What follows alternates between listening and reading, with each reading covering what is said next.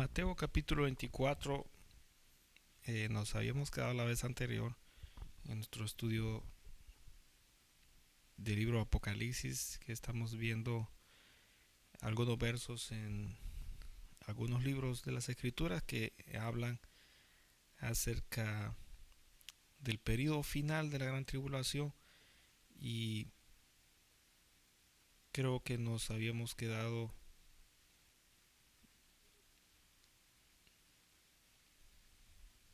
por acá que estuvimos, recuerdo que habíamos hablado de las embarazadas, ¿verdad? Creo que por ahí nos habíamos quedado. En el verso número 20 del Evangelio según San Mateo, capítulo 24, verso 20, donde mencionaba ahí, ¿verdad? Orad pues que vuestra huida no sea en invierno ni en día de reposo, dice, porque habrá entonces gran tribulación. Ahí está, gran tribulación, que es el periodo de la gran tribulación de los 7 años que estamos estudiando en Apocalipsis. Dice, el cual no la ha habido desde el principio del mundo hasta ahora, ni la habrá. Verso 22 dice, y si aquellos días no fuesen acortados, nadie sería salvo, mas por causa de los escogidos, aquellos días serán acortados. Ahora, ¿de qué días se está hablando acá? ¿Qué días se está hablando que van a ser, verdad, acortados? ¿Qué impresión o qué usted percibe cuando dice la Escritura que van a haber días que van a ser acortados? ¿Qué impresión usted recibe cuando la Escritura dice esa expresión, que van a ser los días acortados?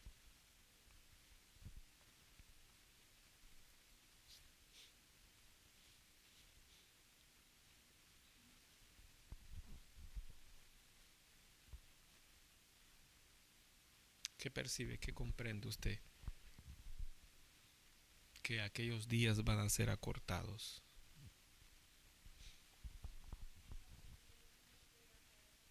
¿Perdón?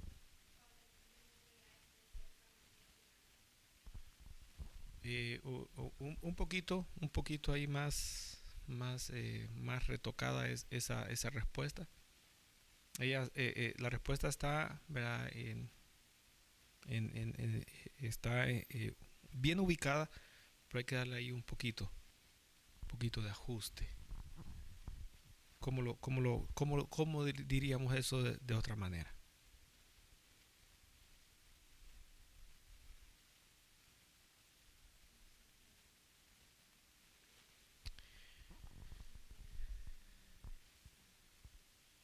Ahora, para ayudarles un poquito, ¿de qué periodo está hablando aquí el verso número 21? ¿De qué periodo es de que está hablando las Escrituras en el verso número 21? Está hablando de la gran tribulación. Ahora, dice que va a haber una gran tribulación, un gran momento difícil, y fíjese, gran tribulación. Bueno, en esas dos palabras, gran tribulación, ahí están todos los capítulos del libro Apocalipsis. En esas dos palabras, la gran tribulación,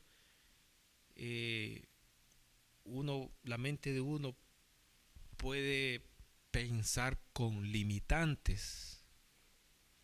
¿Será que quizás no va a haber gasolina? ¿O que será que quizás no va a haber trabajo? Entonces la mente de uno piensa con limitantes. Pero la Escritura, ¿verdad?, da una idea en la que cuando uno piensa en eso, uno entonces, ¿verdad?, ya no está con limitantes pensando cómo va a ser la gran tribulación, sino que entonces uno tiene un panorama, ¿verdad?, general, pero más amplio, y que va más allá de la capacidad de la mente de uno.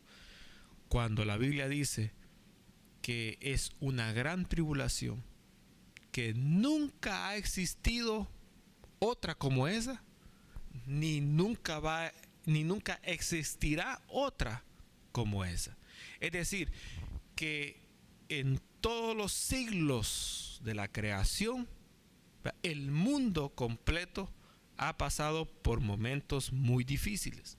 Si usted ve las historias de cada nación o del planeta completo, usted va a ver, se va a enterar de cosas que usted ni se las imaginaba que habían existido.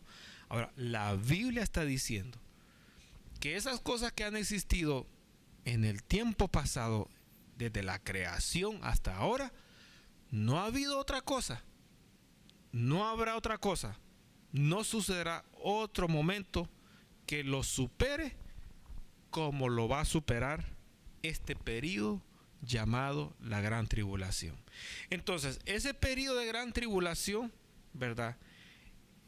Cuando uno piensa, bueno, tiene un inicio y el tiempo cuando va a terminar, uno se imagina que eso será para toda la vida. Por ejemplo, cuando a usted le sucede algo en su vida, muchas veces nosotros, al pensar con nuestra mente natural, creemos que eso es para siempre. Dígame si estoy mal o si estoy bien. La esposa mira al esposo. Ya me quedé torcida con este para toda la vida, dice. Y viene el hombre y dice, vaya, la mujer, ahí está, y ni modo. Me quedé ya con ella para toda la vida. Dice. Entonces, la mente humana trabaja así por naturaleza. Pero en lo sobrenatural siempre hay cambios que comienzan en un tiempo y terminan en otro tiempo e inicia otro tiempo diferente. En lo sobrenatural siempre hay cambios. Lo natural, eso queda sin movimiento. Por ejemplo, usted está trabajando en una oficina. ¿Qué hay en la oficina? Hay que encender luz eléctrica, hay que abrir la refrigeradora, hay que poner la cocinita, hay que poner a tostar un pan, hay que encender la computadora, hay que poner el ventilador, el aire acondicionado, la calefacción, hay que barrer, hay que quitar este papel que está aquí. Está en movimiento. Pero llega un momento donde usted tiene que irse a la casa, no a seguir trabajando, porque su cuerpo ya no va a soportar. Tiene que ir a dormir. Y apaga las luces, desconecta, cierra y deja todo. Y el mundo natural es así. Se queda estático. No hay cambios. Pero en el mundo sobrenatural, mientras usted está durmiendo, levántese un día a la 1 de la mañana, pero no al baño, sino a la ventana de su casa.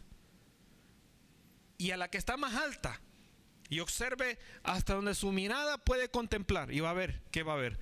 Va a ver que todo el mundo está acostado durmiendo y todo está apagado. Ahora, ¿qué significa eso? Que mientras todos duermen, no quiere decir, ¿verdad?, que allá al cielo está también durmiendo. Usted aquí en la tierra está todo ya, se paró, pero allá arriba en los cielos, lo sobrenatural está en constante actividad. Está en constante actividad. Entonces, dice la Escritura que ese periodo de gran tribulación, fíjese, podía ser, bueno, ¿de cuánto tiempo va a ser? 7 años. Podía ser más tiempo. Pero el Señor dice, está cortando los días. ¿Qué días son? Esa fue la pregunta. ¿Qué días fue? ¿Qué días son? ¿Qué días son los que el Señor está con la tijera ahí cortando? Está cortando años, meses, semanas, días, y está dejando un tiempo específico. Él dio mire, eso iba para largo, y el Señor lo cortó y lo dejó cortito. ¿Qué fue lo que cortó? ¿El tiempo de qué? ¿Qué fue lo que cortó? Esa fue la pregunta. ¿Cuál fue el tiempo que el Señor cortó? Fue el tiempo de la gran tribulación, lo acortó ¿a cuánto? A 7 años.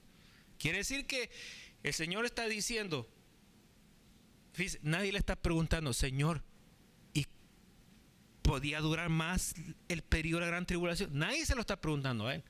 De su parte, nos está contando de que ese periodo estaba programado para más tiempo, pero que el Señor lo acortó a 7 años. Y viene otra pregunta, ¿por qué lo cortó? No me vaya a decir porque le dio la gana, porque lo mando a leer Apocalipsis toda la noche, de pie y con una candela. ¿Por qué? Porque hay escogidos de él,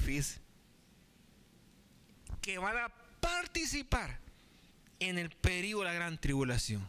Dígame amén si usted está ahí. Como que usted se quiere ir en el rapto, ¿no? Bueno, van a haber escogidos que van a pasar el periodo de la gran tribulación. Y que si el Señor alarga el tiempo arriba de 7 años, hermano, no queda ni uno de los de él de pie. Ahora, Dios está moviendo las cosas,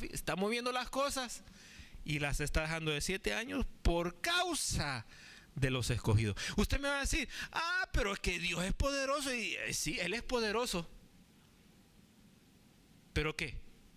¿Pero qué más podemos decir a este? Hay un principio en las Escrituras de que Dios es poderoso y que nosotros recibimos la fortaleza de Él. Amén. Amén, sí, es cierto. Pero entonces, ¿por qué Dios no los fortalece para que aguanten más de 7 años a los que van a estar en el periodo de la tribulación? ¿Por qué Dios no los fortalece? A ver, respóndame. No, respóndame con otro texto de la Biblia. ¿Por qué? ¿Por qué?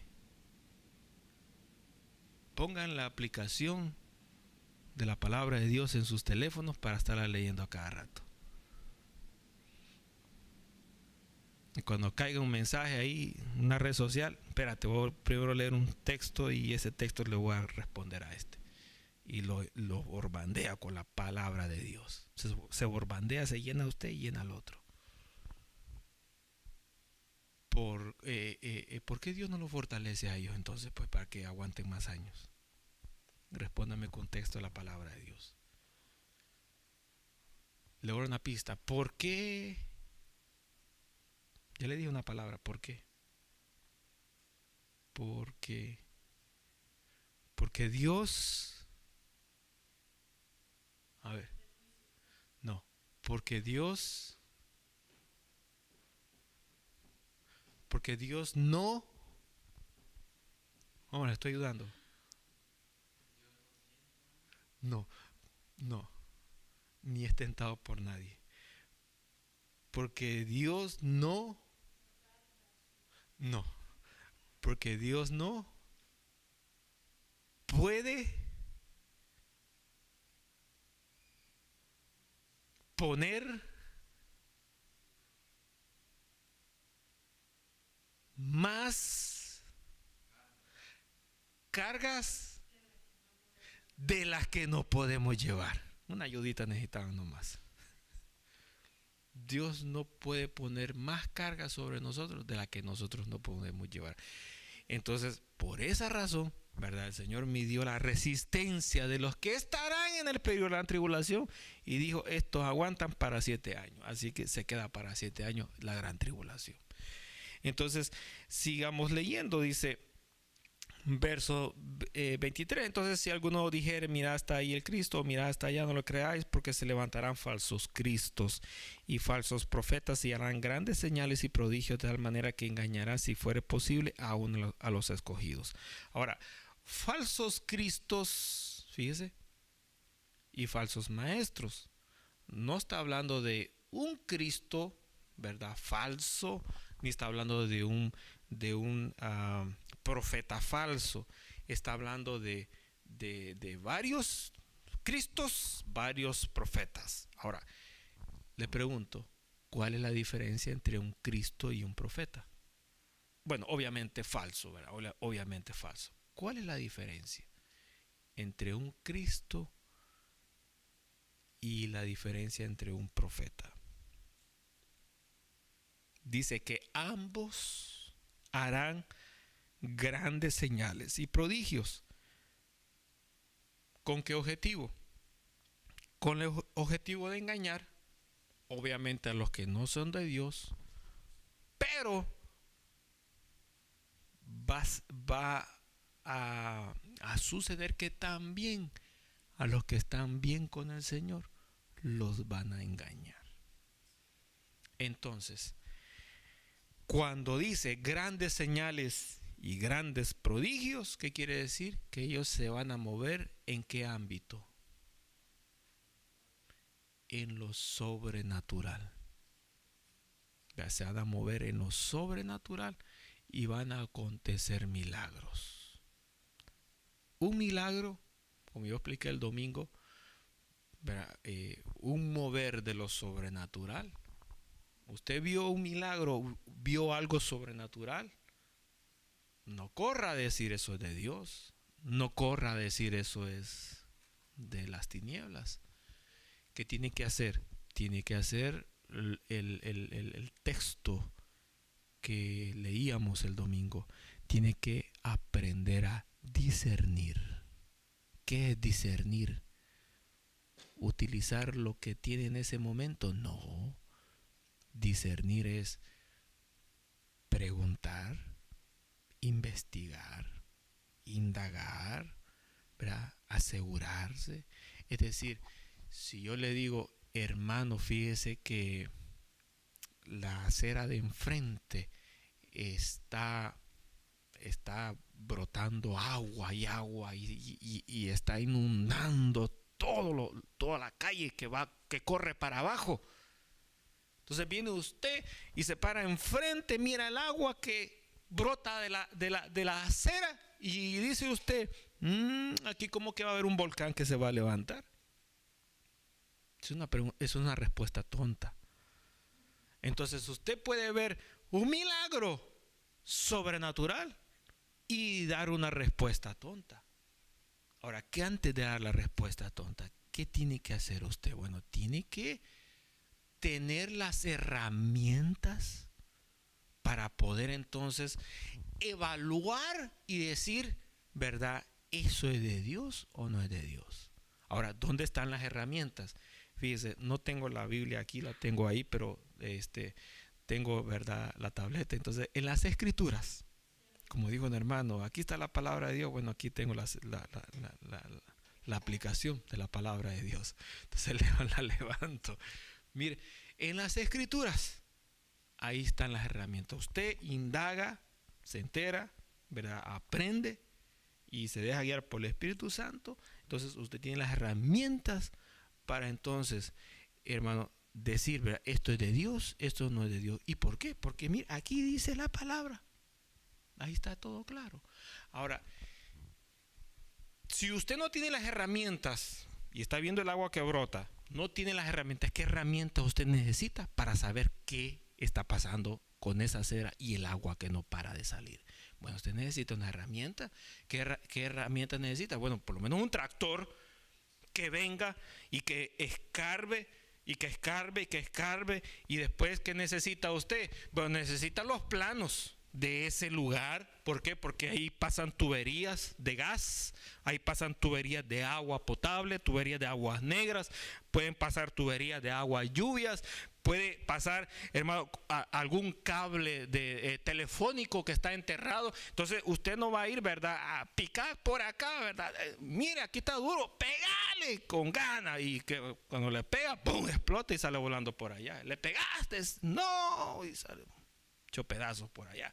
Entonces necesita los planos, necesita un permiso ¿verdad? Ir allá, mire, voy a romper aquí porque el agua no sale. Entonces, tenéis herramientas para romper, escarbar, saber dónde está, y al ver, usted va a ver qué está pasando. Una tubería, ¿verdad? O algo pasó por ahí, se rompió, entonces usted al ver eso puede reparar y decir, el problema es este. Pero si usted no tiene herramientas y está con puras imaginaciones, ¿verdad? Va a dar una respuesta incorrecta. Entonces, hermano, dice la Biblia, fíjese, los falsos cristos, los falsos profetas van a dar señales para engañar. Lastimosamente hoy en día, ¿verdad? En las iglesias, en muchas iglesias se mueve lo sobrenatural. Y mucha gente, ¿verdad? Anda que este es del diablo, hijo del diablo, que es malvado, que no sé qué. Mire, en las redes sociales, en los eventos, la gente anda hablando. Pero eso es ser un poco ignorante. Porque, hermano, nosotros tenemos que discernir, ¿verdad? Si no te gusta a ti la cara, ¿verdad? del predicador, o no te gusta la cara del profeta, ¿por qué se va a poner uno a hablar cosas? Hermano, nosotros, ¿verdad? Hemos caído lastimosamente, ¿verdad? Aún hermanos, ¿verdad? Que tienen revelaciones de Dios, aún ellos han caído en ese engaño de ponerse, hermano, a evaluar en la carne cosas que se tienen que evaluar en el espíritu, no en la carne. Porque en la carne todos entramos en defectos. Mira, qué bajito, qué delgado, qué gordo, mucho habla, ese es un mudo. Mira, el pelo como lo tiene para arriba, mira, el otro se peina para otro lado. Siempre van en defectos. Y los defectos siempre nos van a decir, no es de Dios, ese es del diablo. No son los defectos, hermano, es en el espíritu, en el espíritu que usted tiene que, ¿verdad?, evaluar correctamente. Usted no sabe, quédese callado y pregunte al que sabe, ¿verdad? Y aprenda. Pero hay gente que le pregunta al que sabe para hacer lo contrario, para que le pregunta, ¿verdad? Entonces, ¿verdad? Vamos a la pregunta, ¿cuál es la diferencia entre Cristo y profeta?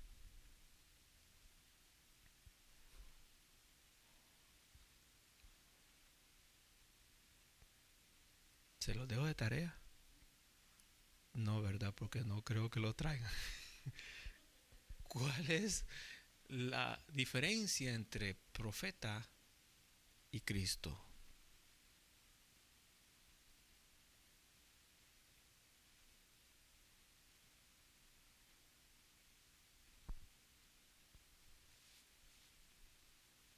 ¿Ustedes le dicen Cristo a Jesús? ¿Por qué? ¿Por qué le dicen Cristo a él? Porque dice la Biblia. ¿Y qué significa?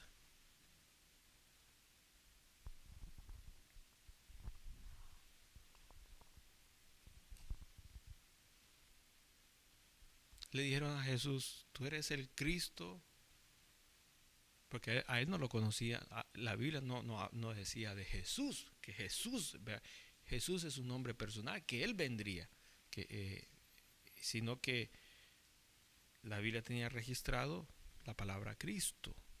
Por eso que le preguntaron, ¿eres tú el que tiene que venir? ¿Eres tú? Le dijeron.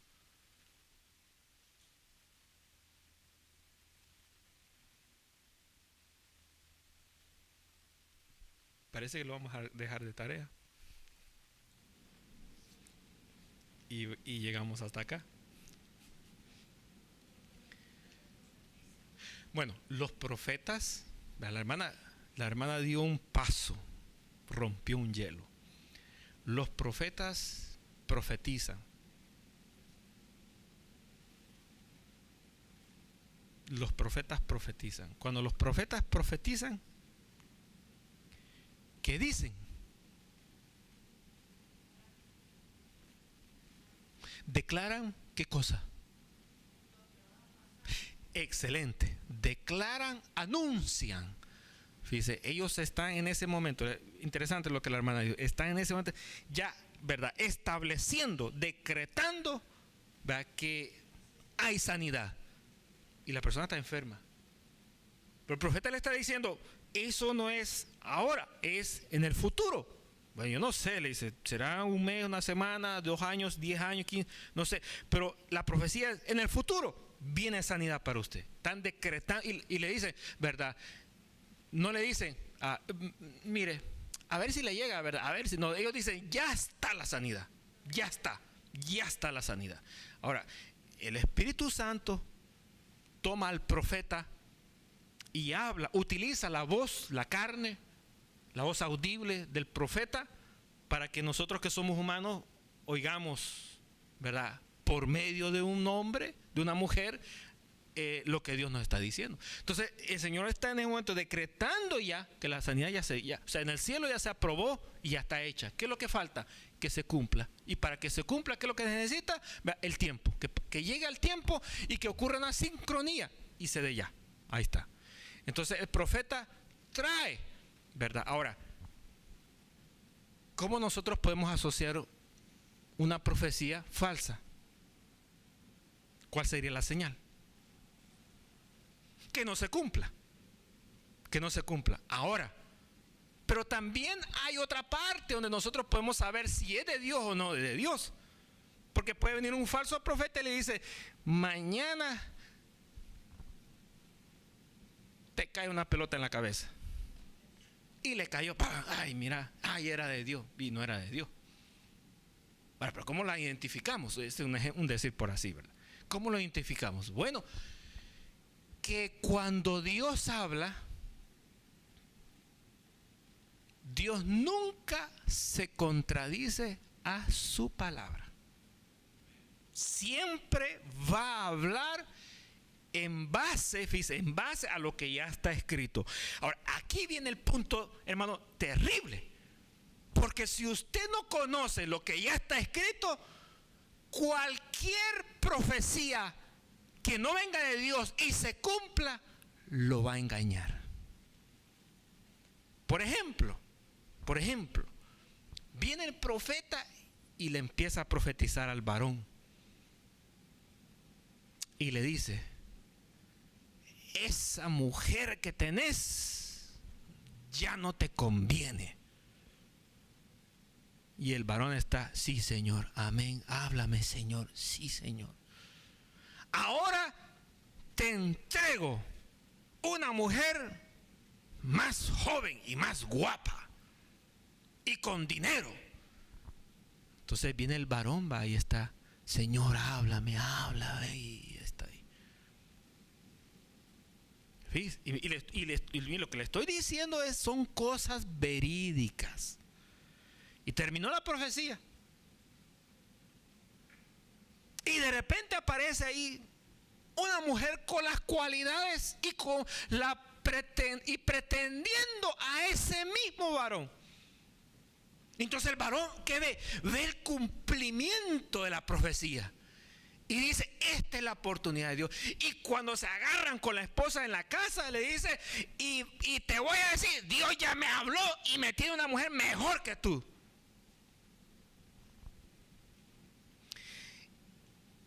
Y mire, y cae el hombre y la mujer en ese juego. Y se arma, ¿verdad? Una confusión. Y los dos se van como palominos allá a formar otro nido. Y no duran mucho. Esas cosas nunca duran mucho. Y no van muy lejos. Eso, hermano, por muy bonito y por muy adinerados que sean, no dura mucho. Eso está comprobadísimo. Pero la que se quedó sin su esposo, ¿cómo termina? Termina turbada de la mente. Porque dice, ¿cómo es que Dios mandó una profecía así? Y entonces viene la persona, se turba en su mente y dice, yo ya no vuelvo a ir a la iglesia, ya no vuelvo a oír profeta, ya no vuelvo a oír nada de Dios. Eso es una cosa terrible que el mundo. Y se va y ya nunca más regresa. Ahora, entonces, ¿dónde estuvo el error? ¿Quién fue, la mujer o el profeta? ¿Sabe? El enemigo ya tenía el ingrediente. Tenía a un profeta falso. Ya tenía a una mujer inconstante. Y solo le faltaba que el hermanito que estaba con su esposa, ¿verdad?, atravesando problemas, pero estaban juntos en la obra, se descuidara de la palabra de Dios para engañarlo. Entonces, en la palabra de Dios, usted ha leído o le han contado que eso es aprobado. Para comenzar no está, y para terminar Dios no lo aprueba. Entonces, ¿en qué concluimos? Que la profecía no venía de Dios, venía de parte del enemigo, y que venía la profecía utilizando al profeta, a la otra mujer, en dirección hacia usted para atacarlo y apartarlo de los caminos de Dios. Entonces, ¿verdad?, cuando usted ande por esas veredas, ¿verdad?, pregunte y no se deje engañar, ¿verdad? Mire, hermano, fíjese que el profeta me profetizó mitad sí y mitad dudoso. No. Dios no es chocolate, es agua cristalina, pero no es tinieblas. Las cosas del Señor son claras, dan paz, dan confianza, y se confirma con la palabra de Dios. Entonces, por eso es que mucha gente, ¿verdad?, que no anda bien con el Señor y que tienen el don de profecía, son, hermanos, vasos útiles en las manos del enemigo para turbar a muchos en la obra de Dios, y en vez de ser un don para levantar la obra, andan confundiendo a medio mundo y le andan diciendo: mire, yo tuve un sueño, mire, yo una vez vi, mire, a mi Dios me dijo, mire, así dice el Señor, y andan perturbando a gente peor que ellos. Y por eso es que las obras, cuando terminan, hermano, no quiere, cuando le dice: mire, yo soy un profeta, ahí mismo lo agarran y le alargate aquí, yo te quiero volver a ver. Porque, hermanos, el enemigo se ha colado en lo sobrenatural, no para traernos confianza, sino que para tenernos temor. Aparece por ahí una persona con profecía, con dones de milagros. ¿Qué es lo que usted no, al verlo, no va a decir: wow, gloria a Dios, amén, estás trayendo dones a la iglesia, Señor? Usted lo primero que va a decir: ay, le voy a decir al hermano Roberto lo que acaba de decir la profecía. Usted empieza a tener temor porque eso es lo que más, el daño más común que el enemigo ha causado a la iglesia. Entonces, fíjese qué interesante, y aquí terminamos, ¿verdad? No terminamos Mateo y vamos a continuar en otra ocasión, pero hablamos un poquito por lo menos. ¿Qué diferencia hay entre el Cristo y el profeta? Bueno, hermano, la hermana se fue por el lado del profeta, y las cualidades que mencionó son excelentes. ¿Qué otra cosa más pudiera decir? ¿Qué diferencia hay entre el Cristo y profeta? El profeta trae palabra, anuncia y trae anuncio, ¿verdad? Ese es el trabajo del profeta. Y también puede tener dones de sanidad, dones de milagros, expulsión de demonios, discernimiento de espíritu. Puede tener otros dones también que van a operar al mismo momento. Pero el Cristo, sí.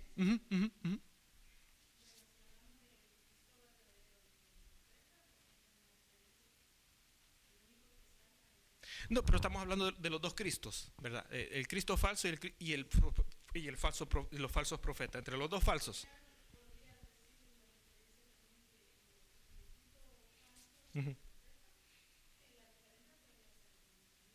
No, es que los dos son falsos. Entre los dos falsos, falso profeta y falso Cristo. ¿Cuál es la diferencia? Los dos son falsos, ¿verdad? Pero ¿cuál es la diferencia entre Cristo y profeta? Lo del profeta, la hermana, ¿verdad?, lo dejó claro, y creo que ahí pues no tenemos más que extendernos, está bien claro. Pero ahora el Cristo, ¿cuál es la labor del Cristo? ¿Cuál? ¿Cómo? No, la palabra Cristo. Ahora, el Cristo, fíjese, el Cristo anuncia y trae salvación. ¿Qué más? No. la palabra Cristo. Bueno, asociemos los milagros, lo sobrenatural. ¿Qué otra cosa más? Habla de redención. ¿Qué otra cosa más? Excelente, ¿verdad? Me lo quito de la mente. Habla de que Él, entre ustedes los humanos y yo, ¿verdad? Entre ustedes y Dios no hay otro intermediario más que yo, que soy el Cristo. Entonces, el falso Cristo, ¿verdad? Aparta al verdadero Cristo, que es Jesús, y se pone Él como el campeón. Entonces dice, ¿verdad? Vean a Jesús, pero véanme a mí también. Entonces, ahí está, ¿verdad? El profeta no trae salvación, no se viene a poner como intermediario entre los hombres y Dios. Él solamente anuncia el futuro, el cumplimiento de las cosas. Pero el Cristo, Él más que milagros, más que otra cosa, Él dice, entre Dios y los hombres soy yo, ¿verdad? Y si quieren, pues pónganme a mi lado, ¿verdad? A Jesús, pero Jesús no lo pueden ver, pero a mí sí. Entonces, a Jesús no le pueden traer un sándwich, ¿verdad? Pero a mí me lo pueden traer y a mí me va a gustar. Entonces, ahí hay una diferencia. Entonces, la gente, ¿verdad?, que no sabe y no conoce la palabra, dice, bueno, si hay un Jesús por aquí, ¿dónde está? No lo veo, pero aquí está este blanquito, ¿verdad? Y bien gordito. Pues a este adoremos porque lo podemos tocar. Y le puedo decir, mira, hazme un favorcito, y me lo hace. Pero al otro, yo no sé dónde está, no lo veo. Entonces, ahí, ¿verdad?, viene el engaño que opera entre los falsos cristos y los falsos profetas. Amén. Amén. Una pregunta más, hermano, y dejamos hasta acá y continuamos en la próxima ocasión. Sí.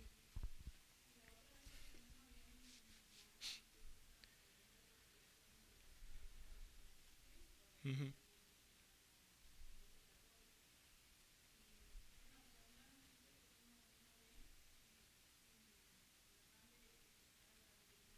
Uh-huh.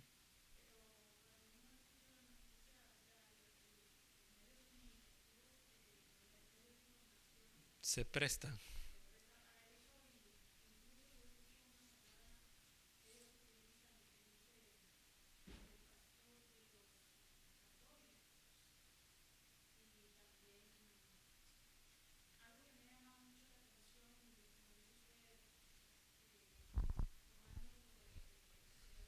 Uh-huh.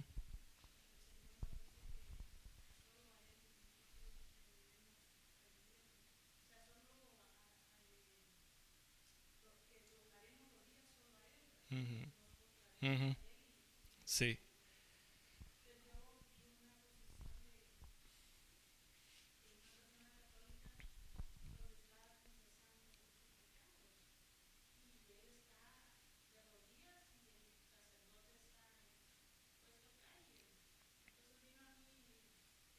Uh-huh.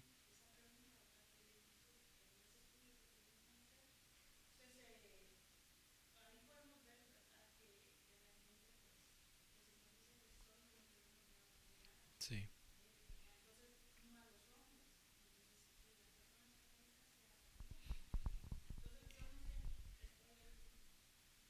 Sí, exacto, está correcto.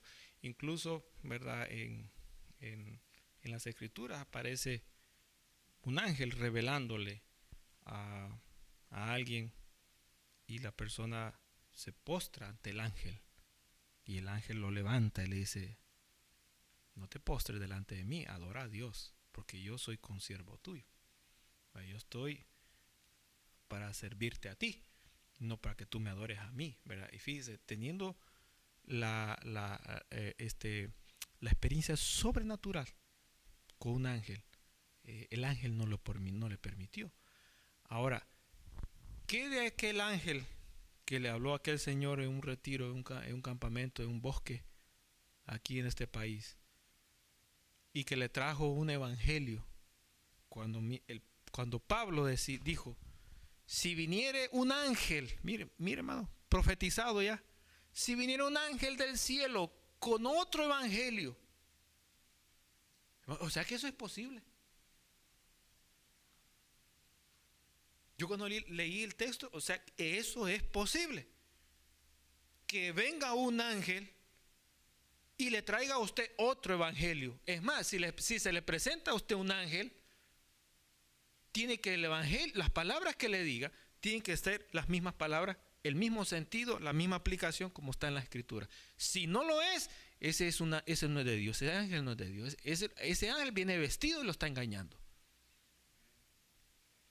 Que usted va caminando y se le para ahí el difunto Santiago, su tío Santiago. O sea, ¿qué tal? ¿Cómo está? ¿Y de dónde venís? De la iglesia. Y usted empieza a hablar con el difunto. Si el Señor ha prohibido que consultemos a los muertos, entonces eso no viene de Dios. Repréndalo y ahí mismo desaparece. Es una trampa al enemigo. Usted habla con el tío Santiago, con el difunto Santiago, se le vuelve a aparecer y se le vuelve a aparecer y ahí lo empieza a utilizar usted como medium y después lo turba y lo saca de la obra. Repréndalo en ese mismo momento. Entonces, fíjese cómo es la palabra. Aquel ángel descendió, le entregó un evangelio diferente y mire, y ahí está la iglesia. Tremenda iglesia a nivel mundial. No es de Dios. Porque en la escritura está, ¿verdad? Que si fuera otro ángel, incluso Pablo dice, si yo les presentara ahora otro evangelio, o si uno de vosotros viene y trae otro evangelio, sea que, dijo Pablo, sea que, anatema, sea maldito. La maldición cae sobre esa persona simplemente por traer otro mensaje diferente al que Dios entregó. Mire qué delicado es. Qué delicado es. Entonces, hermano, interesante su comentario, ¿verdad? Amén. ¿Otra pregunta? No hay, ¿verdad? Entonces, terminamos acá. Pongamos de pie entonces, hermano, para orar y quedar despedidos. Señor y Padre que estás en los cielos, gracias te damos, Señor, por tu misericordia, por tu fidelidad. Te rogamos que nos guardes, nos ayudes, Señor. Gracias por la presencia que nos diste en este tiempo de oración. Te rogamos que tu misericordia sea sobre nuestras vidas. Guárdanos, cuídanos, instrúyenos, Señor amado. En el nombre poderoso de Cristo Jesús. Amén.